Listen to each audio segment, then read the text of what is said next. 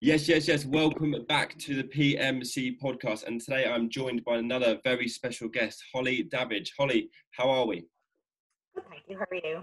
Yeah, I'm very well, thanks. Very well. So if the listeners don't know who you are, can you give us a quick sort of like background story about yourself? How did you get to where you are at the moment within the fitness industry and all that sort of stuff?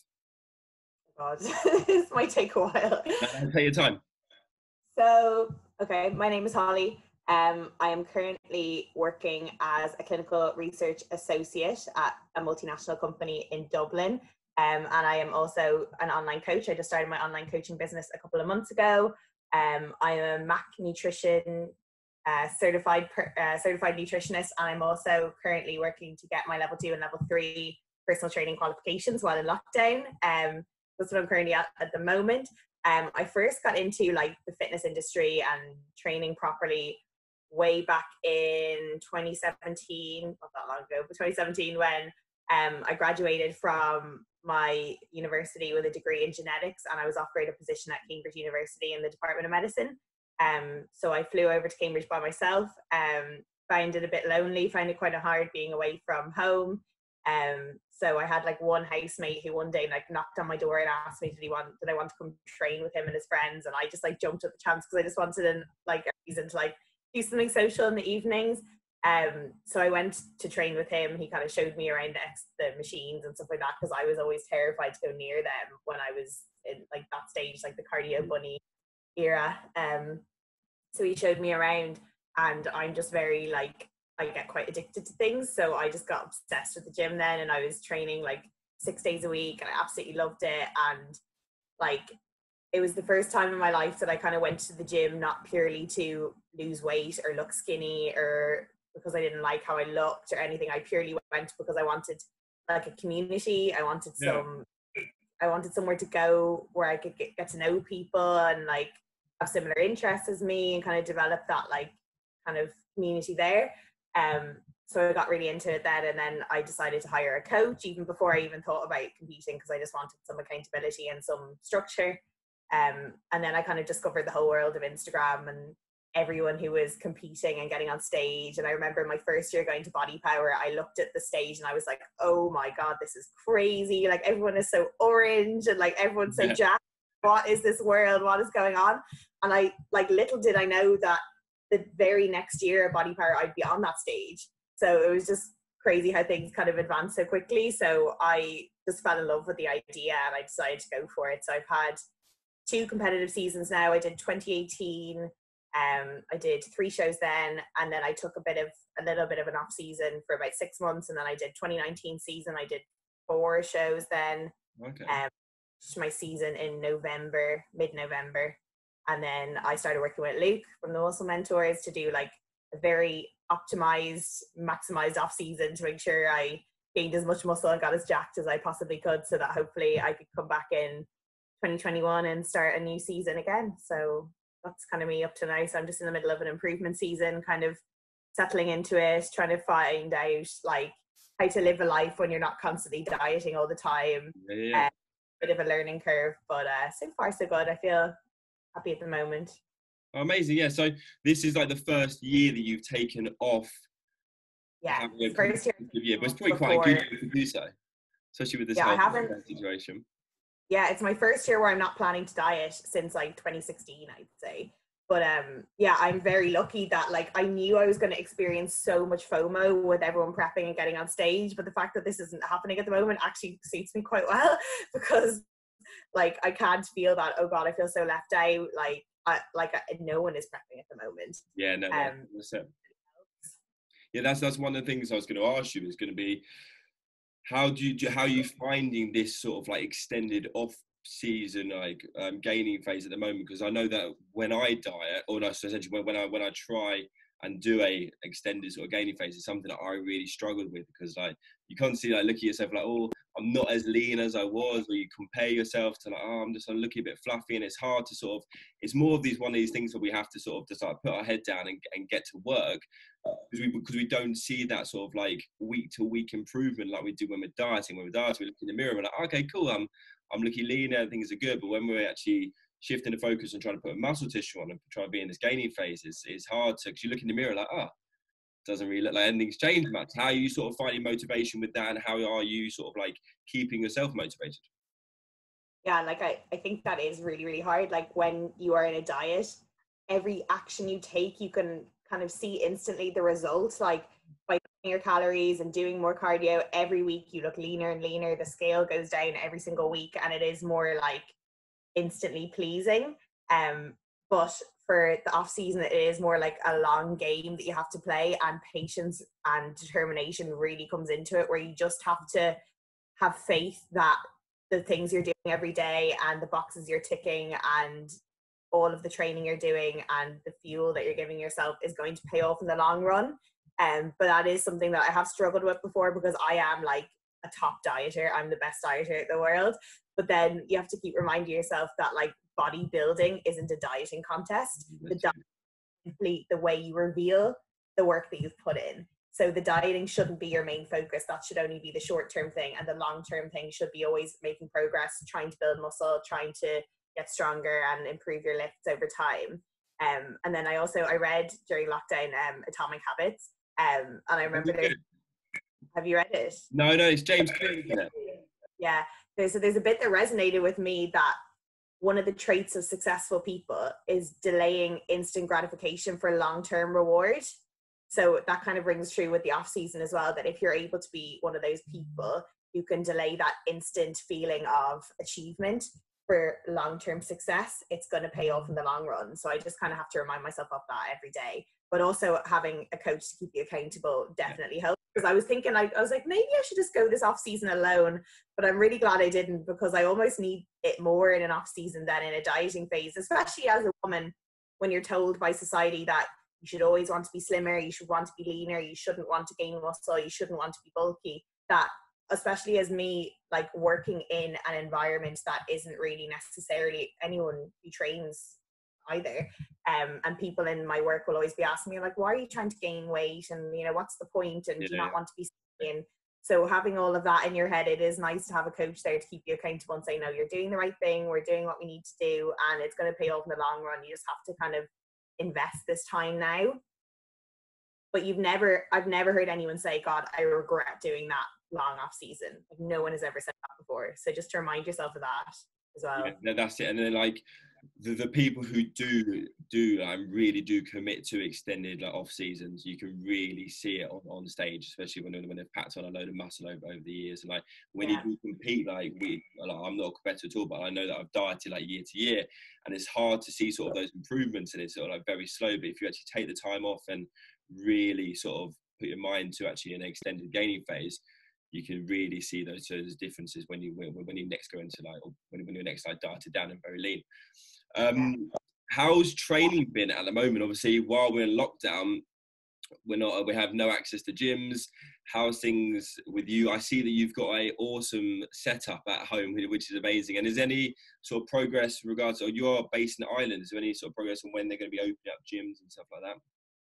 So we have like a phase system that's been laid out, and I think gyms are pretty much phase 5, which is the last phase, and each is 3 weeks apart. So we're looking at end of August really before there's a chance. But even then, like I remember I was looking at a post the other day by Larry Doyle, and he was saying that even if the gyms do open in August, if you're a busy person and you have a hectic job, you should get used to training at home, because like as it was, I was in a very busy commercial gym that I find it hard to get all my work, my gym stuff done in the time that I had, regardless of all the new sanitation processes, all the distancing measures, all of the new regulations that are going to be implemented.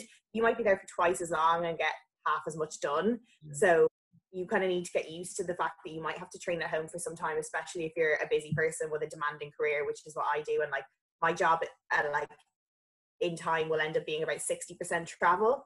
So I won't have the time to be training 5 days a week for 3 hours a day. Like I just won't have that. So I decided to invest in a home training gym that I can make progress in.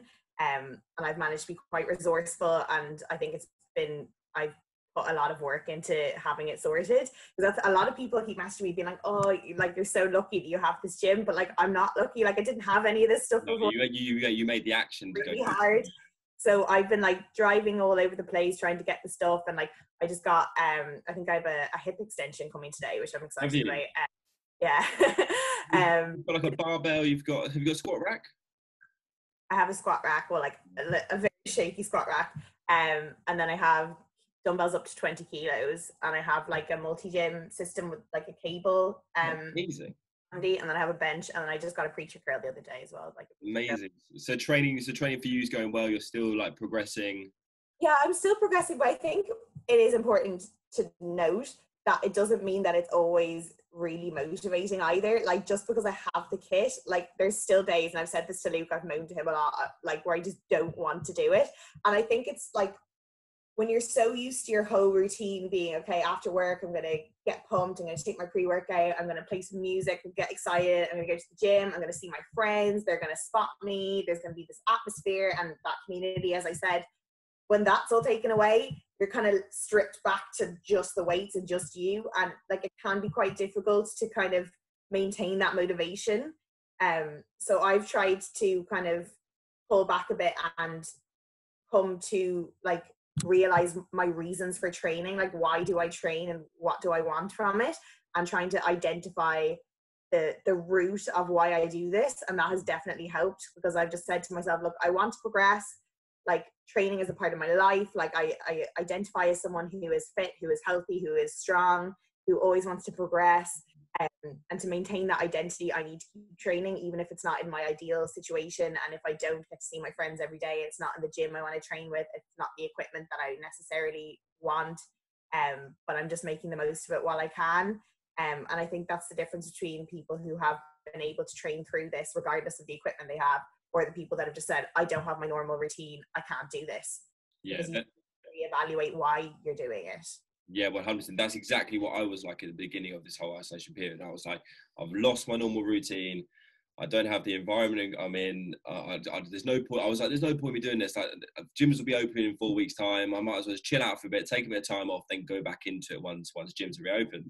Then I suddenly came around to the realization of gyms aren't going to be open for a while. I need to sort of set myself some goals and actually start pushing hard. And it's funny, like you said, like about that whole motivation thing. I've been having a load of like conversation with clients lately about motivation, and how motivation isn't always there. People always look at us, like people like us within the fitness industry, who are like very good at sort of just ticking the boxes and doing things day by day. And they're like, oh, how do you stay so motivated to stay on top of things? Like, we're not motivated all the time. It's not like I'm like, yeah, I want to go train today. Some days I'm like, I have to go and drag my ass to the gym and go put myself through some horrible sets. It's not like I want to do it, but I'm doing it because I know what the long-term goal is and I know where I want to be. And there's a very difference between like actually being motivated all the time to actually just doing it and ticking the boxes and doing what is needed to be done. Yeah, that's when people have to realize that systems are sometimes stronger than your motivation, and having habits in place makes it a lot harder to kind of go against your normal routine, because it's so solidified that even if you're not motivated, that's your routine, and it's easier to just go with it because you're so used to it. So I think that's when you have to rely on the systems you put in place all this time, and that's why it's been difficult, because your routine has completely changed. So you need to develop a new routine, a new structure, to make sure that you keep going, keep progressing, and you maintain the training, because like it is hard when everything is taken away from you and your whole routine is gone, and you all of a sudden have to work at home, train at home, do everything at home, and you don't get to compartmentalize your life, which I quite enjoy, like having bits to do in different places. Like I was so busy before this, like when I was prepping, I was going to the gym twice a day, I was training, I was studying, and then I was doing like driving lessons because I was trying to get my driving test done, and I was traveling for courses to the UK and stuff. And to have all that revoked is difficult, but I just kind of maintained that determination to have some structure in my life, because I know I thrive best when I have that structure. Yeah, perfect. How long is your off-season phase? Because a lot of people, like we run like dieting phases for however long, like 10 to 24 weeks or whatever it is, how long you're going to diet down for. How long is your off season? Because a lot of, obviously this is going to have to be a longer sort of period thing. How long are you actually, how long is the goal with Luke at the moment? So I've always wanted to do, there's a muscle contest on in Ireland that I've always wanted to do, but it's in April and it's really early. And I just remember from my first season, I told myself that I wasn't going to do early shows again, because when you do early shows and you also like qualify for finals that are usually in September, October, that ground of maintenance is so difficult. And like even last year, my first show was in September and my last show was mid-November, but I had to maintain condition for 3 months, and it was really hard. So let alone going through a whole summer where you probably might loosen the reins a bit, you might start socializing a bit, and there are so many people that qualify for finals or do really well in the start of the year, and then they intend to get back into prep towards the end of the year and they just can't do it because they realize, oh my god, I'm gonna have to lose all my socializing and I'm having a great time at the moment. So I don't know necessarily, and it also depends on like what federations I want to do, because they're all at different times. I stuck to mainly natural federations in 2019, but like I'd love to challenge myself by doing an untested one, just to see if I can hold my own on the stage against other people necessarily natural. Amazing. And when you do go into contest prep, how do you sort of like keep sort of just ticking the boxes and going through the process? Because obviously it is a long period of time. Like how long have your previous diets been? My last one was 30 weeks. And how do you like stay sort of, I know we just talked about motivation, but how do you sort of stay sort of consistent with it and actually like just keep ticking the boxes over, and then especially when like you're having to, like you just said, maintain that sort of lean physique, which is sometimes like the hardest part to like, once you're dieting it, so you got your end goal, you do the first bit, like, okay, cool, like, then it's like, okay, now you just need to maintain that. How did you find sort of just like ticking the boxes and doing like everything day by day? Yeah, I think because I am quite like a type A personality, I almost find prepping just so much easier. Like I don't struggle with it at all. I just tick the boxes, I get it done, I do the cardio, I do the steps, I eat food, and that's it. But as you said, like the first 16 weeks leading up to my first show, I was so excited and so motivated and so driven, and like every day I saw like a new vein or a new striation or a new feather somewhere, and like that was really exciting. I was taking videos and everything, like, and just really like cool to see my body transform like that. And especially since I had made a lot of progress since the previous year, so I just looked like so much more different and so much better this time, so that was exciting. But then when I was maintaining that afterwards, I got a bit fed up, to be honest, like because as I said, I had the systems in place, I was still doing everything I was meant to do, but I wasn't excited anymore. I was kind of like ticking the boxes. I wasn't like taking videos of myself anymore. I wasn't taking selfies anymore. I just like literally went into the gym, got it done and left. I only posed for my morning check-ins and I just sent them off to my coach. I didn't even look at them. So I was so like fatigued by that point, just from the diet, all of the travel, the emotion that I felt from the whole prep was just, and also like in the middle of the prep I had changed coaches, so I had like emotional stress from that. So there was just a lot going on. I did a job interview like 2 weeks before finals and I got offered the job, which is what I did now. So having all that stress around me and then having my driving test and like MNU, like it was just a lot to take on. So by the end of it, I just wanted it to be done. I was just so done. So when I finished my last show, I was happy for it to be over, but at the same time, I find it really, really hard to switch the focus from maintaining that leanness to now gaining weight and like focusing more on hypertrophy and getting stronger and building muscle. So that was really, really hard. And that's why I thought, if I'm going to do this, I want to make sure I'm with like the best coach, because I am going to need that to keep me determined towards the goal, because I would very easily just lose the motivation when like you see, as you said, you lose the shreds like quite quickly. Like I'm the kind of person that like my abs and stuff, they only really show when I'm like very close to stage. So within weeks you look completely different. Like even the water retention you're experiencing by eating a bit more food, and like your digestion might be a bit off because you might be eating out a bit more like obviously than you were. And I went to New York for my last show, so I was kind of traveling New York for the last week. Amazing. And disruption to routine, it really your body. So I was just checking in every week, and like you just feel that you look worse and worse and worse, and it's so hard to gain the motivation to keep going. And then like I contacted a few people that I knew had gone through their post show like that, and I said like, how do you do it? And they said like, you know, at the beginning it is really, really hard, and you know, it's hard to watch your body change in the exact reverse, and it's almost like something that took you 16 weeks to achieve can be undone in a couple of weeks, and that's it. But then they told me, like, you settle into off season, you start to embrace how you look and how you feel during that time, and you do get used to it, and it does get easier. And at the time I just didn't believe them, because I was so used to prepping, ticking the boxes, being the lean one and identifying as that lean shredded girl in the gym all the time that people would stare at. And I was so used to being that person that all of a sudden, when I wasn't that anymore, I had to kind of redefine who I was and what I wanted to be and how I wanted to look in myself. So it is something that takes time, but like I feel like now I've got that balance kind of almost there. Like obviously it's not perfect, and there are days where I have down days or bad body image days, but for the most part I do feel like I've settled into a nice routine where I feel good. Like I think I look good in myself, and you almost like you do improve your look throughout off season, because you just kind of, you get used to how you look and feel. You learn massively, yeah. Like I've thrown out all my prep clothes because I just was tired of trying to squeeze into them anymore.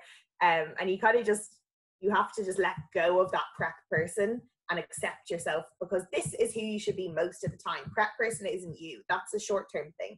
You should get used to being as you are right now, because that is the person that is the healthiest and is going to provide you with the most longevity, both in training and just in general health and life.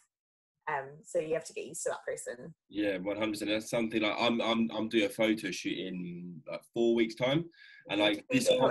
So I'm doing with Andy Hillocks, just locally, just at Halo, which was gonna be pretty cool. I was meant to do one with Chris Bailey, but then obviously like the whole situation, I stopped.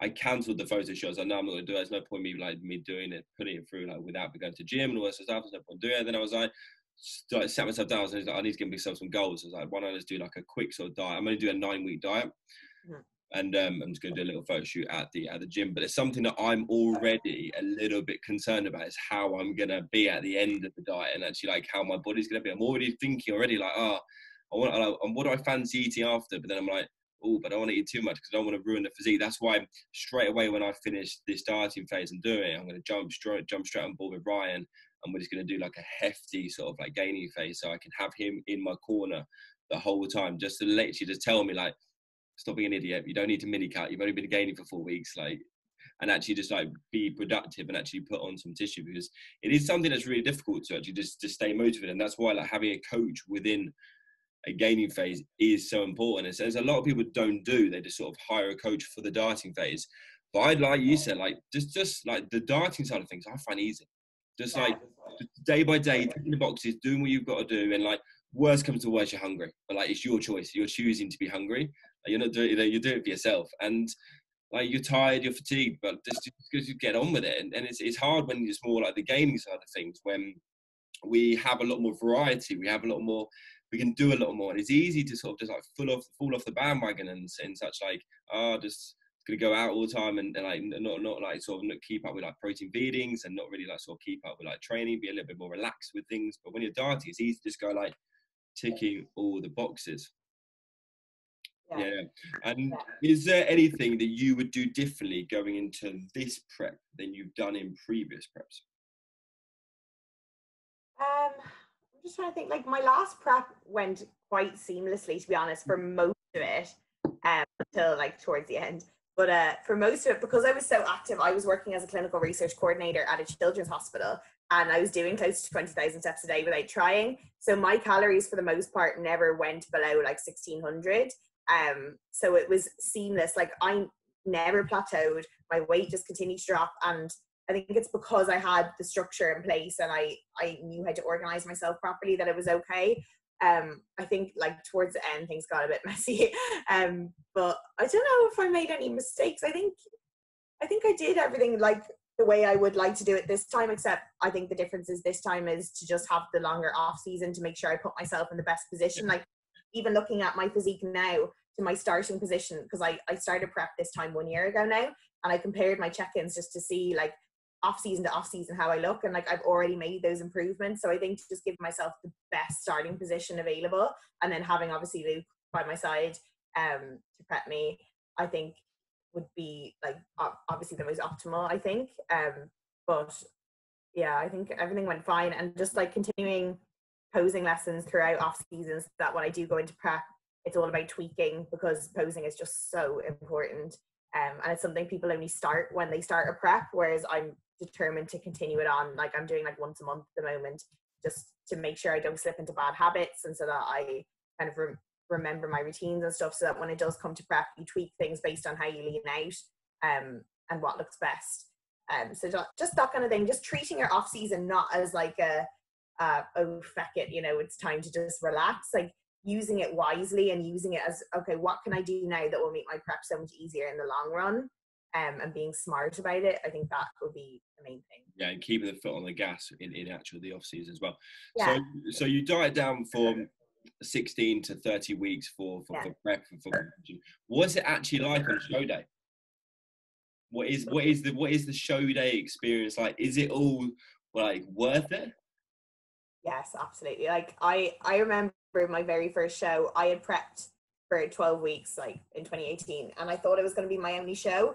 And I stepped on stage and I didn't place, and I was absolutely devastated. And I was like, oh, that's it. Like, I can't do this anymore. And I got up the next morning and I was like, what's next? How can I do this again? Because like, it is just for, like, it's not for everyone. Obviously there are people that get on stage once and they just say, nope, not for me, not going to do it again. And I respect those people completely. But for me, like, I got on stage and I was just like, oh my God, I need this feeling. And like when I was younger, I was a singer, I was in a choir, I was always demanding the solos. So I'm so used to being in that spotlight that I didn't realize how much I missed it until I got on stage again. I did my routine. I was like, oh my God, I miss having this attention and this like being in the spotlight and kind of showing off what I've worked for. So it's just so addictive, but like depends on the show as well. Like some shows are really well run and some of them are not so well run. So you kind of have to find your groove with it and kind of not let things phase you and have your own little routine on show day to help you feel in control. Like one of my the first show I did last year in September was in Cork in Ireland, and it was the best run show I've ever done in my life. Like they actually literally gave you an exact stage time, which they never do. They might tell you a running order, but that's it. But the last show I did in New York, it started, I had my tan done at like 6 o'clock in the morning. I went on stage at 6 o'clock in the evening, and then I went on stage again at 3 o'clock in the morning. No way. 24 hours. And that was hard, especially like that was the end of my prep. I was absolutely wrecked. I was jet lagged. I just was like, and like we were all backstage, like me and like the UK lot as well, like Grace and stuff. We were all like covered in like pajamas and stuff because it was November in New York. It was like freezing, and we were all just so like, oh my God, I just want this prep to be over. Can we just go eat? So that was really long, but like the show day itself was amazing, and also like I've been really lucky that I've had really positive experiences backstage of like the camaraderie behind the scenes, and the girls have been so lovely, like fixing each other's hair and makeup and bikinis and stuff. But like I've heard that there are stories that are more rivalry and like kind of more competitive, but like I've never experienced that before. So I like really I always make loads of friends on show day. I get to know people, like it's just, and then I have my friends there to support me, which is like really nice. And like my mum came to one of my shows and that was lovely, and it's just like it's just the itself, like you're just on the high because you've worked so hard for it that you're almost like walking on air the whole time, because everyone is there for you and they're like waiting on you hand and foot, and everyone's like taking your check-in photos to send to coach, or they're feeding you post show, or they're bringing you here, there and the other way. And it's just such a nice end to a prep. It's just like you just have this big climax at the end of it that's just so exciting. So yeah, I absolutely especially finishing your season in New York City, which is like the place to go for food. Yeah, it was amazing. I was so, this is what is really odd about me. Like, have you ever read that study? I don't know if it was in MNU, where they like overfeed people by 1,000 calories a day and see like the difference in weight gain between people. Yes. Whereas when I like bump my food up, my NEAT levels tend to correlate literally exactly with it. I went to New York, and then I had like 3 or 4 days in New York after my show. I came back and I was lighter than my stage weight, which is so bizarre. Right. Because I was eating so much, but I expend energy like a squirrel like that afterwards. I just don't even notice it. But I had some really nice food. I had one of those like giant freak shakes with like a cupcake on top, and then I had like burgers, and I went to the Cheesecake Factory. Nice. I went to Cat's Deli and I had one of those like massive Reubens. So I definitely ate nice food. But then what I found was really hard because people were saying like, oh, it aligns so well because you finish your season and then we're going straight into December. So December is obviously Christmas and New Year's and your birthday and stuff like that. And it's going to be so many like celebrations. But I honestly found that that was the hardest month out of my whole like, season and everything and prep. Like December was the hardest because you were expected to celebrate and have a great time and eat all the food, but at the same time, like your body is still in a very sensitive position where it wants to gain weight very quickly. And I wasn't ready to let go of that just yet. So I was in a constant battle in my head thinking, okay, well, my family and my friends want me to come out and drink and eat and enjoy it, but I also don't want to lose my shape so quickly. And then like I remember on my birthday, it was like the 29th of December, and I just had like a week full of festivities, and I just felt awful about myself. And I remember, like, I wish I could look back and tell that person that, like, you're still so small. Like, I think I put on 10 kilos since that, but I feel better about my body now than I did then. I felt awful. So you can just see how relative the whole thing is. Like, I remember walking around on my birthday being like, I wish it wasn't my birthday because I don't want to really? my birthday. But now, like, I'm just so much more comfortable in how I look and how I feel and how I'm feeling myself that I just wish I could go back and tell that person, like, it does get better. Like, you won't feel this way all the time, but you just feel at the time like, I'm not stage lean anymore. Like, what's the point? Like, I don't feel good about myself. Yeah, no, but it's so good to hear that you're back into sort of a good like mindset around it all and everything like that. Yeah, I definitely think like it just takes time and patience and perseverance, but you do get there in the end. And you do realize as well, like, being stage lean, you don't look good in clothes. Like, I remember walking around in my like my work, and I was wearing my work clothes and they were all hanging off me, and I just looked tiny. Like, you look good on stage with a pump and tan and everything done, but day to day you just look like a zombie. And like, you can fill out your clothes so much better when you have a bit of weight on you and you look a bit more normal and you have a bit of a bum and some boobs and like just look a bit more like a human. Yeah, 100%. I've always noticed that, especially like when I've gone into dieting phases. By the end of the diet, I'm in clothes is just hanging off me. I look so skinny. Like, you take your top off, you're like, oh, okay, cool. Like, you look good. But then you're wearing just like normal clothes and start like absolutely just hanging off. And you go into sort of more of a gaining phase, and actually like clothes fit. They hug around the arms a bit better, and they actually just look a bit better. So it's funny how like different things, like you look better in clothes in the gaining phase, but topless obviously you look better in a dieting phase. What advice would you give someone who's thinking about stepping on stage? So if anyone's listening at the moment thinking about stepping on stage, what sort of advice would you give them going into it, thinking about it, all that sort of stuff? Number one, I would say hire a good coach and do your research about who to hire, because obviously we know the online coaching business is not regulated at all. And I have heard horror stories of people being messed up by bad coaches. So do your research. And if you don't know how to research, ask someone you trust. Like, I always say, my messages are always open for anyone who wants to ask me any advice about anything at all. Like, I always love to help people. So do your research with that. Number two, I say take your time, but at the same time, I wouldn't put off competing forever just because you think you're never going to be ready, because you're never going to feel like you're ready. And I almost feel like because I've stepped on stage, I've learned through the mistakes I've made. Whereas if you never give yourself that chance to get on stage, you're not going to know what the mistakes are, and you might just kind of put them off for longer. So I would say don't compete until you feel, ready to take on a prep, but at the same time, like, you're never fully going to feel like, okay, yeah, everything's perfect, let's go now.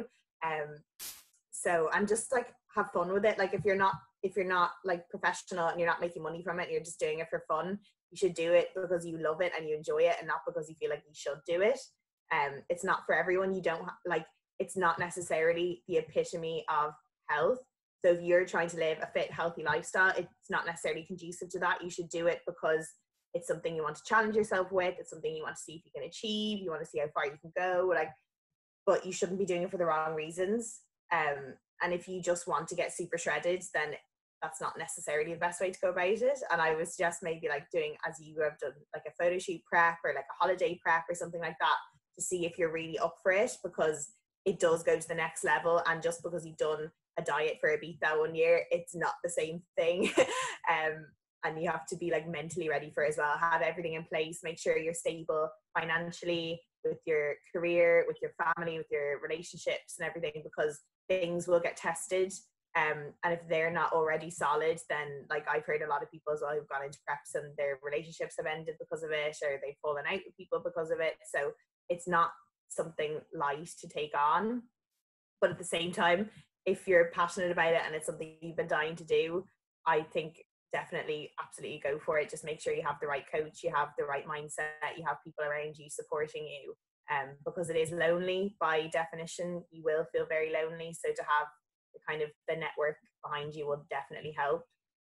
Yeah, and the network's key, especially like having the people behind you, because if you just like a sort of normal person, they have normal friends, like they're not really into like the fitness industry, and you suddenly go, oh, I'm going to start prepping, you're sort of going to have to massively detach yourself from that life to not be able to go to the pub all the time. And it's not the fact that you can't go, because you can go and you can take your meals with you, or just miss a meal, just fast for whatever you're doing. But it's being in a situation which is the hardest thing, and actually just like sometimes it's taking yourself away from that situation, taking yourself away from those social interactions when everyone's like enjoying loads of food and drinks and stuff like that. And it can be really hard. So like having an actual network of friends and people that you actually just talk to on a day-to-day basis that are in the sort of same industry, like, and understand what you're going through is so important for someone about to start. Even just like a hefty diet or a photo shoot, it's definitely important to have that sort of like circle of friends. Is that something you developed when you did your first prep? Yeah, like when I had my first prep, I did it completely alone. So that's when I realized when I went into off season, like, okay, if I'm going to do this again, I need to make sure not to isolate myself as much. And that was one of my main goals, is like, when I prep this time, I'm not going to isolate myself. And the way I did it is that I developed this support network around me that I knew would be understanding. And like that meant a lot of the time that I ended up going to the UK most weekends. I pretty much went to all of the posing seminars that were on. I went to all of the events. I went to a lot of the bodybuilding shows. I just did that throughout prep, and like I was exhausted most of the time. And like Jasmine will tell you that I kind of lived on her sofa most of the time, but that's what I needed to do to feel like I was a part of something. And I remember like at 2 weeks I was helping her with a compact stand of somewhere, and I was like in the middle of it, just like going off to the corner to have like a quick sleep because I was wrecked. But like that was so important to me to maintain that sense of community that I've always wanted to foster around myself. That made such a difference. Whereas when I did it the first time, I didn't know anyone who was doing it. I was doing it on my own. Like, yes, I had the gym, but like no one there competed or anything. Whereas this time I made an effort to really like surround myself with people that understood. And that made such a difference. And I'm so glad I did that. And it's definitely something I will continue to do. And I'm lucky now that my job will entail like traveling to the UK a lot, because a lot of the sites that I'm going to are like based in Birmingham, based in London. So I'll be able to couple that with like meeting up with people in cool gyms, or like, you know, training with people, going to events and courses and stuff like that, because that's what I've found suits me very well. And that's what's made me feel like I'm not alone, especially being in Ireland, that I don't know that many competitors in Ireland either. So having that community in the UK that I know I can go over to when there's no lockdown situation, that definitely helps as well. Yeah, massively. What are your long-term competitive goals? Yeah, I was thinking about this. I don't necessarily have them, and I suppose like obviously everyone would dream about like turning pro or something like that, and that's obviously something. Pro card. Yeah, especially like in the natural federation, like if I could win like a natural pro card, that would be amazing. Because like being on that stage this year was just so exciting. Like the thought like of my second competitive season, like representing my country at the Worlds, was really exciting. So that definitely put that kind of idea in my head. But I also just want to prove to people that you don't have to eat, sleep, live, breathe the gym for it to be successful in it. Because I think there's a lot of people saying like, oh, it's so easy for him, it's so easy for her, because you know she works at a gym or he works at a gym, and they only do online coaching, they don't do anything else. It's very easy for them. Because I want to prove to people like you can do anything you want if you set your mind to it. Like I have a really tough career. Like I've always wanted to be successful in my career and work hard, so I have that. And then obviously I have my coaching business aside of that. I don't even live in the UK. I'm always traveling. I'm always trying to like further my education as well. So I'm always studying for courses, but I still have time to put the effort into my training as well. So I just want to show anyone that you can do it. You can be a full-time worker and be busy, have a hectic life, and be career driven and still be successful in competing. Yeah, so that's the main thing. Like I'd obviously love like every year to have a more and more successful season. So that's what I'd love this year. I'd love to do better and like have some sort of like maybe do well at a finals or something. I don't know, but I haven't really thought about that. I just want to like be a good, not role model, but hopefully be an inspiration for people that they have a hindrance because they're not a PT or they're not an online coach. That's amazing, especially when we do look at these sort of like high-end competitors. They do sort of have the lifestyle that works very well with prep, with like going to the gym. They just like work at home. They're in this position where they can train whenever they want. They can eat their meals whenever they want. And it's like a lot of people in lockdown at the moment are finding dieting very easy because they are at home all the time. They're cooking their meals fresh all the time. And it's nice and easy, but it's awesome to see that you want to sort of prove to everyone that you still can do it with a busy lifestyle like that, like a lot of general population do have. And it's sort of one of their like number one sort of like things is that, oh, I can't do this because I have such a busy lifestyle. So actually to show everyone that it is possible, and especially like how far you've come within your already competitive career is incredible. And like how far you'll go is awesome to see that you're pushing through while continuously being busy. Yeah. So I just think it's important to show people that, and also like, what was I going to say? Yeah, like, and being someone who doesn't necessarily have like the best genetics, someone who is natural. So like, I feel like it's important to show people, because I think it's very easy to say like, oh, that person's definitely on drugs and that person is definitely doing this. But like giving yourself the excuse as to why you're not doing it yourself when you could just go for it, and just try and just tick the boxes and like push for what you really want. Like, I think sometimes people don't realize how strong like mentality comes into things, and having that mindset of wanting to achieve something is almost stronger than genetics. Sometimes it depends on like how much you really want it. Yeah, no, 100%. And as such a big, as like people look at it as such a big inspiration for a lot of people, which is awesome. I want to wrap this podcast up with the question I asked Ryan. It's probably going to be an ongoing question for the next couple of weeks as we are in lockdown. What are the first three things that you're going to do post a lockdown? Oh, that is so difficult. It's hard, isn't it? Ryan was like, there's too many things I want to do. Yeah, there's a lot. Well, like, I don't, in no order at all. So I run a food blog, which I'm devastated that I can't utilize and kind of document my adventures on, because throughout my off season last year, one of the things I loved doing was documenting my like food adventures through my food blog. Haven't been able to do that, so I'd love to be able to go to some more restaurants and start that up again, because I really, really enjoyed it. I'd love to be able to travel both for fun and to do some holiday seeing and vacationing, as well as going to my courses, because I had planned to do more courses this year. Obviously, I wanted to do 4TS because I'd done Foundations Integra. I wanted to do the Muscle Mentors. I wanted to do all of them and like see my friends and stuff.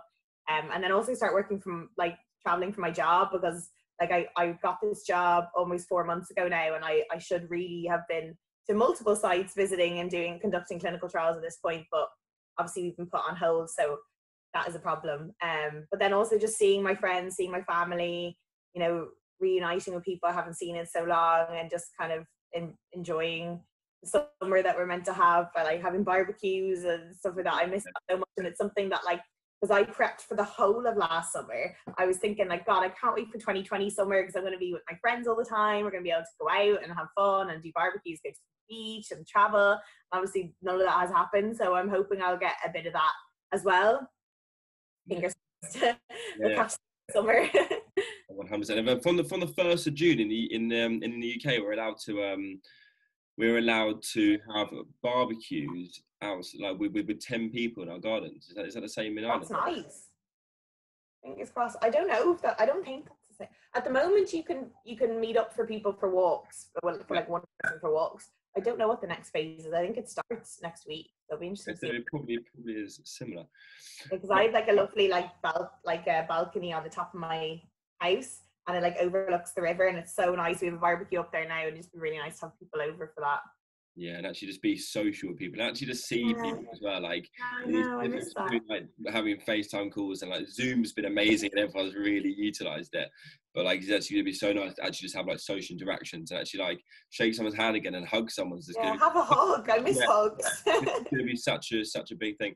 But Holly, I'm gonna wrap the podcast up here. I just want to say thank you so much for your time. It's been an absolute pleasure to have you on. If the viewers and listeners want to get in contact with you regarding anything to do with like competing or coaching or whatever it is, where's the best place for them to find you? So I'm mainly the most active on Instagram. You can find me at Holly Davage, which is Davage. I always say it's Savage with a D because people always pronounce it Davage, which I'm not that But do posh. they? I was worried I was going to get it wrong. I was worried I was going to get the pronunciation wrong, but I was. No, it's not. It's Savage with a D. It's also the name of my home gym is now Savage Gym, so that's my thing. So yeah, link tree there. You can click on my bio, and it will bring you up to an application form if you want to sign up for coaching, or if you want to drop me a DM at any time for any question. I'm always open to helping. That's no problem. I'm in the middle of launching a website, so hopefully that will be up soon. I just have to finish up the last few bits, but I bought the domain the other day, so it will be hollydavage.com when I get it. But yeah, I think that's pretty much it. Perfect, Holly. It's been an absolute pleasure to have you on. Thank you so much. And guys, I hope you have enjoyed it. And if you have, please do give the channel a review on iTunes. And also, if you're watching us on YouTube, if you can drop it a like and subscribe as well. Cheers, guys.